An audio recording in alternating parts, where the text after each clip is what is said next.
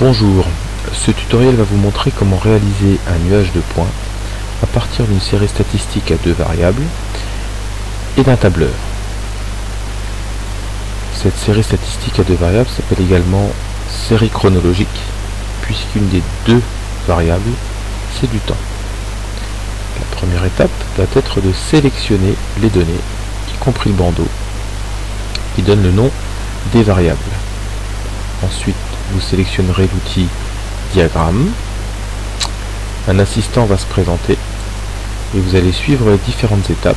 La première étant de choisir le type de diagramme. Pour un nuage de points, on choisit XY dispersion.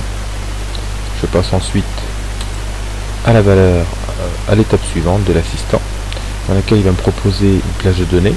Elle est forcément bonne puisque vous l'avez sélectionnée. Il précise que les séries de données sont en colonne, ce qui est le cas, et que la première ligne est une étiquette, ce qui est également le cas. Ça me convient, je passe à l'étape suivante. Les plages de données, comment les personnaliser? En général, ça n'est pas nécessaire non plus, puisqu'il a tout présélectionné. On voit ici, série de données, il s'agit bien de la consommation de pain en grammes. Avec la plage pour le nom, c'est bien B3. Ensuite, les valeurs en X sont bien dans la colonne A, comme annoncé dans l'assistant. Les valeurs en Y sont bien les colonnes en B.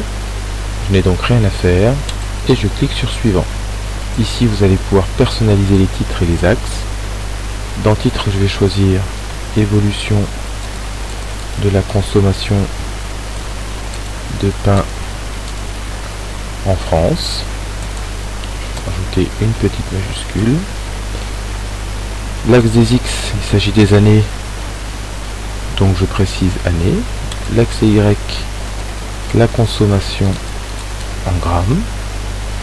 La légende n'est pas nécessaire puisque j'ai nommé mes axes et que tout est affiché dans le titre. Je décoche et je choisis pour une meilleure lisibilité d'afficher les grilles en X et en Y. Avant de valider par terminé, je déplace mon assistant et vérifie que le diagramme est bien celui attendu. Je clique sur terminer.